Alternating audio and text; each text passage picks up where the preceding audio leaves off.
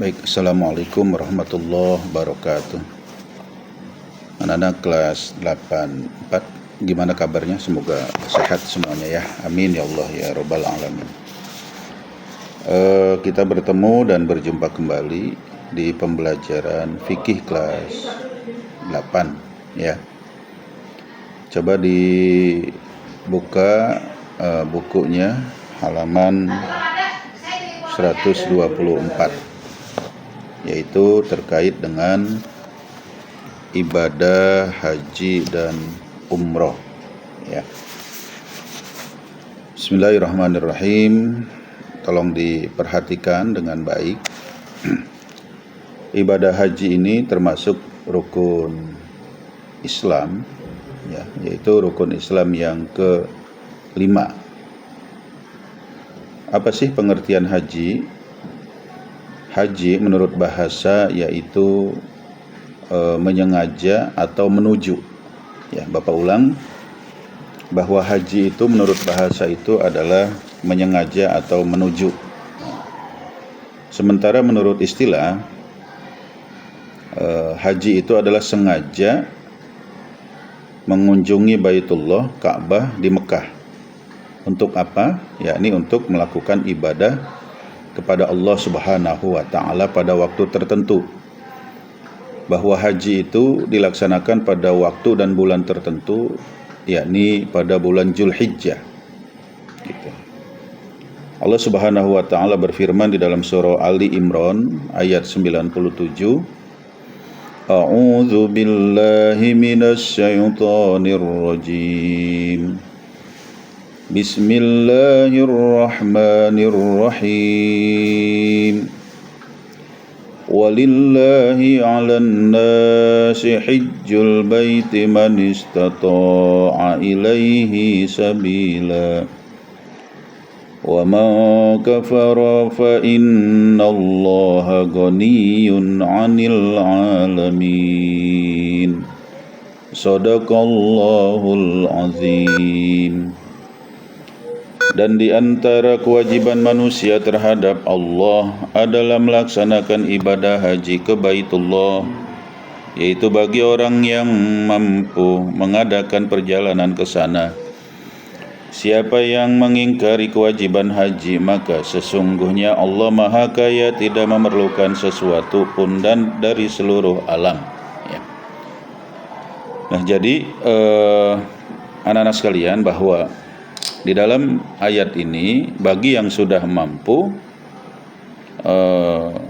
Allah mempersilahkan untuk mereka melaksanakan ibadah haji man istata'a ilaihi sabila, yaitu bagi orang-orang yang mampu mengadakan perjalanan ke tanah suci ya. Nah, kemudian kalau kita berbicara ibadah tentu harus ada hukumnya. Hukumnya itu apakah wajib, apakah sunnah, apakah haram, apakah makruh, atau fardu ain atau fardu kifayah. Nah, itu harus kita ketahui. Ternyata bahwa hukum melaksanakan ibadah haji itu merupakan fardu ain bagi setiap muslim yang memenuhi syarat-syarat yang telah ditentukan, begitu ya. Syarat-syarat yang telah ditentukan. Dan ibadah haji ini ditunaikan sekali seumur hidup. Maka kalau ada orang yang melaksanakan ibadah haji beberapa kali, ya untuk yang seterusnya itu statusnya hukumnya sunnah, begitu ya. Jadi sekali seumur hidup wajibnya. Untuk yang 2-3 kali itu menjadi hukumnya sunnah gitu ya. Baik anak-anak sekalian, kemudian syarat wajib haji ini pun harus kita ketahui. Yang pertama adalah Islam. Yang kedua baligh atau dewasa. Yang ketiga merdeka. Dan yang keempat berakal sehat. Yang kelima mampu. Nah, mampu di sini yaitu dalam hal yang mengandung beberapa makna. Yang pertama, kemampuan jasmani, artinya mempunyai fisik yang kuat atau sehat, karena ibadah haji merupakan ibadah fisik. Tuh, ya, Bapak ulang bahwa ibadah haji merupakan ibadah fisik. Maka harus sehat untuk melaksanakan ibadah haji. Yang kedua, mempunyai bekal yang cukup untuk pergi dan pulang dari kampung halamannya. Ketika berangkat mempunyai bekal, kemudian keluarga yang ditinggalkan pun ada bekalnya juga. Jangan sampai berangkat ibadah haji ada bekalnya, ada ongkosnya, tapi yang di rumah tidak ditinggalkan, maka itu belum sempurna kemampuannya. Artinya bahwa kemampuannya itu adalah semuanya, menyeluruh, seluruhnya, ya. Yang ketiga, ada kendaraan atau alat transportasi.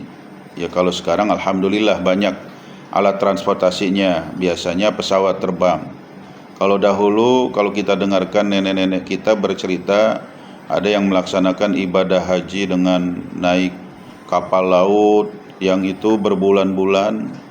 Ketika dia berangkat, pamit, nah kemudian kembali sampai ada orang yang lupa, dianggapnya dari mana, padahal baru saja melaksanakan ibadah haji, begitu, ya.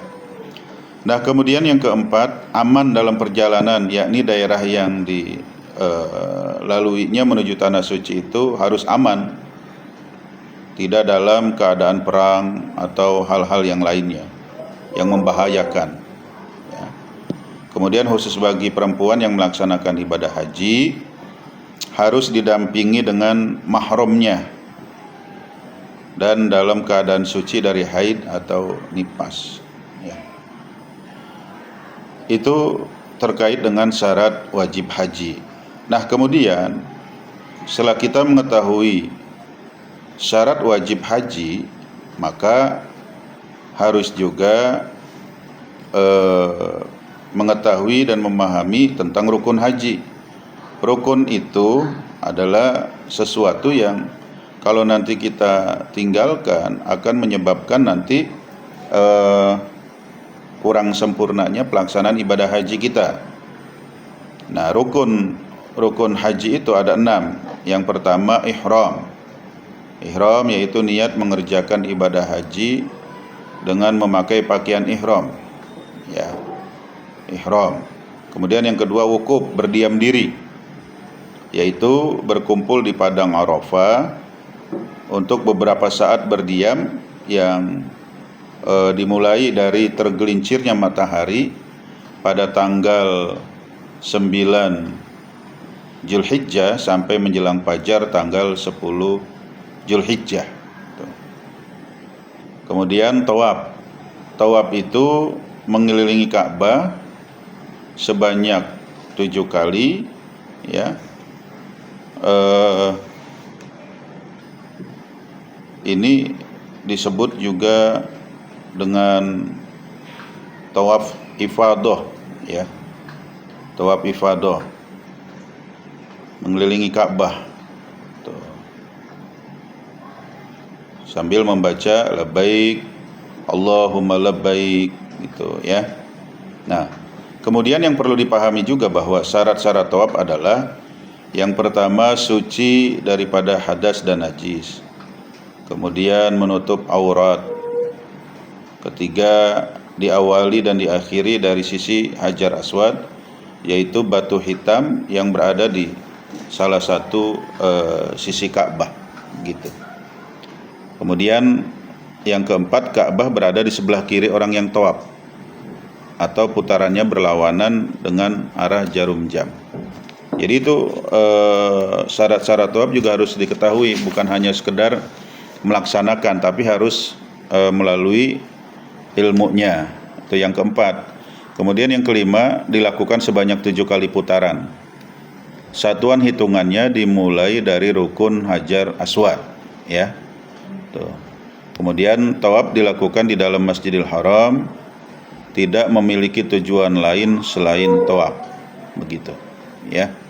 Nah, nanti kita bisa praktek manasik haji. Mudah-mudahan setelah begitu kita bisa menunaikan ibadah haji. Amin.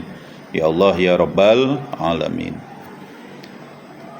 Kemudian anak-anak sekalian, macam-macam tawaf adalah yang pertama tawaf ifadah, yaitu tawaf yang berkedudukannya atau kedudukannya menjadi rukun haji.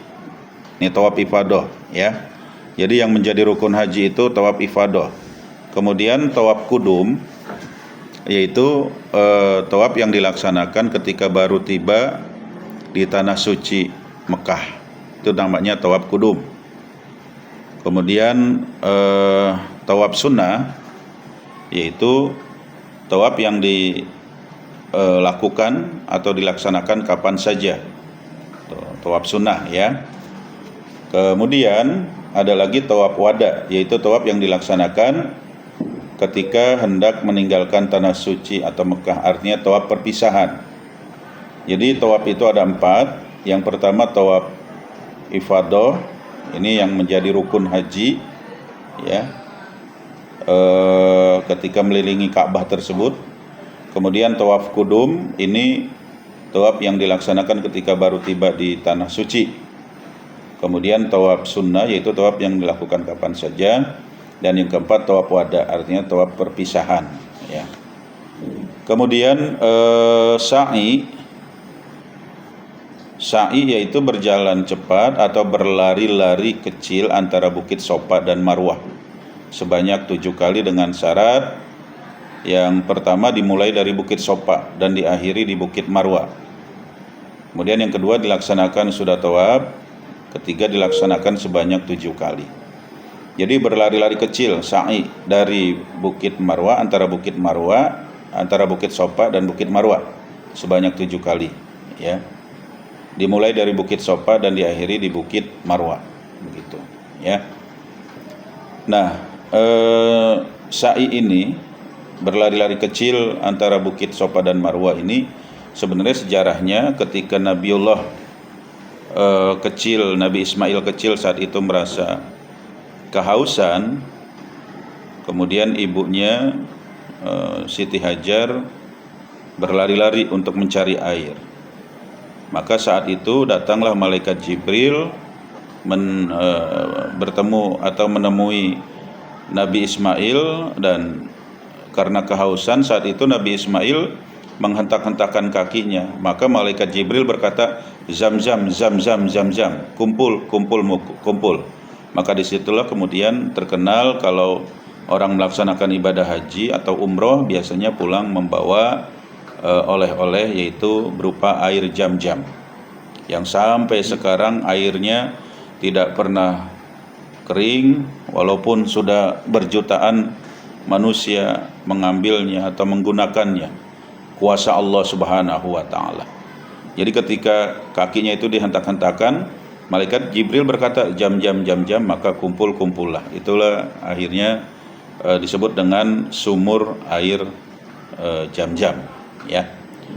Kemudian yang berikutnya adalah tahallul, yaitu mencukur atau menggunting rambut, sedikitnya 3 helai rambut.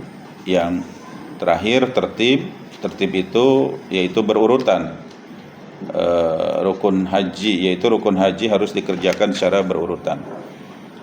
Nah, inilah rukun haji yang harus kamu ketahui. Yang pertama ihram tadi ya, yang kedua wukuf, yang ketiga tawaf. Syarat tawaf itu tadi sudah Bapak jelaskan, ada 7 ya. Kemudian macam-macam tawaf ada 4. Nah, rukun haji yang berikutnya adalah sa'i, kemudian tahallul mencukur rambut. Nah, yang terakhir yaitu tertib atau berurutan, dilaksanakan sesuai dengan urutannya gitu. Yang misalnya yang nomor 1 ya nomor 1 dulu, enggak boleh nomor 2 begitu ya. Baik anak-anak sekalian, Bapak rasa dari penjelasan syarat wajib haji kemudian rukun haji ini mudah-mudahan semuanya pada paham ya. Kita berlanjut kepada wajib haji.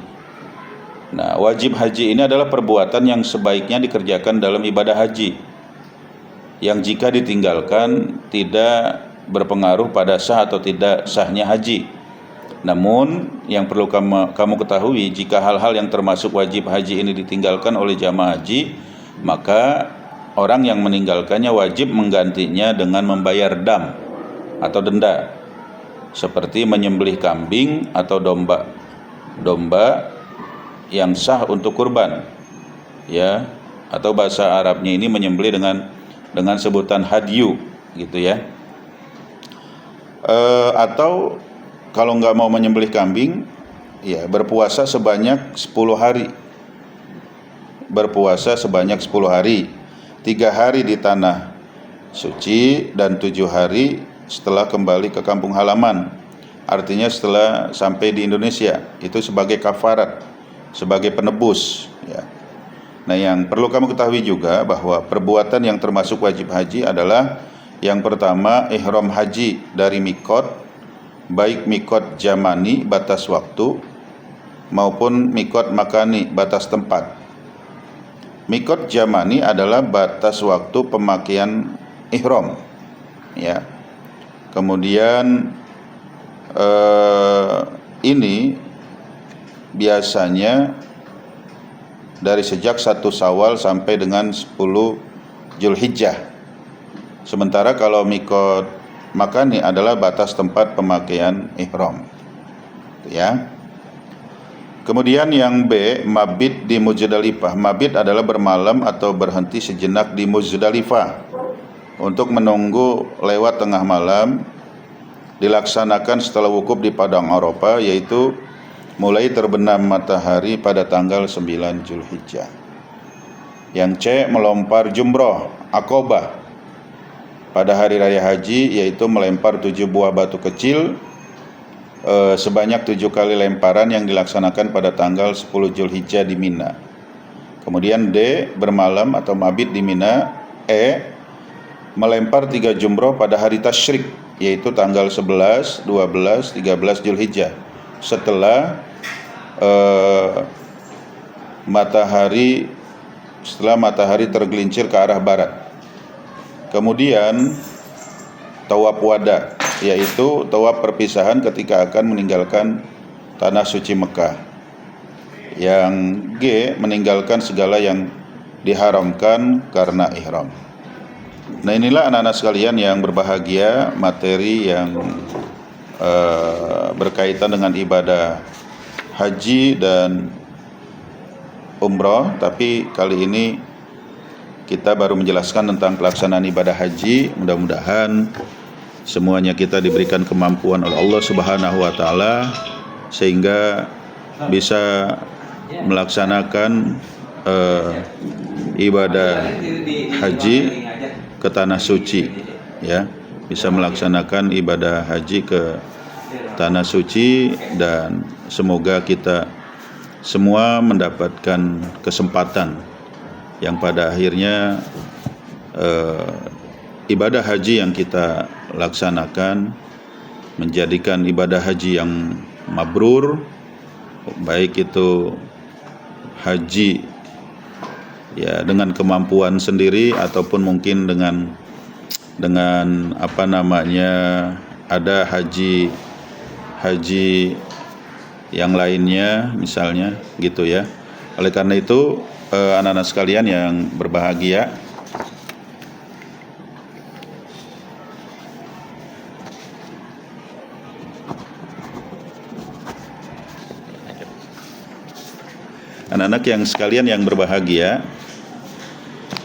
bahwa kewajiban haji ini sesungguhnya seperti yang dijelaskan tadi dalam surah Ali Imran ayat 97, manis tato'a ilaihi sabila, bagi mereka-mereka yang sudah mampu dari segalanya, fisik, kemudian perbekalan. Kemudian ketika kita sudah melaksanakan ibadah haji, dan ini kita sudah menunaikan rukun Islam yang kelima, ya, mudah-mudahan Allah berikan rezeki dan kemampuan kita semua. Labbaik Allahumma labbaik, labbaik la syarika laka labbaik, innal hamda wan ni'mata lak wal mulka lak syarika lak innal hamda wan ni'mata lak wal mulka lak syarika lak labbaik Allahumma labbaik labbaik la syarika lak labbaik innal hamda wan ni'mata lak wal mulka lak syarika lak innal hamda wan ni'mata lak wal mulka lak syarika lak. Ku sambut panggilanmu, ku sambut panggilanmu ya Allah, ku sambut panggilanmu, tiada sekutu bagimu. Ku sambut panggilanmu, sesungguhnya segala puji, nikmat dan kerajaan adalah milikmu. La syarikalah, tiada sekutu bagimu. Inilah doa talbiyah yang kita baca. Amin ya Allah ya Rabbal Alamin. Assalamualaikum warahmatullahi wabarakatuh.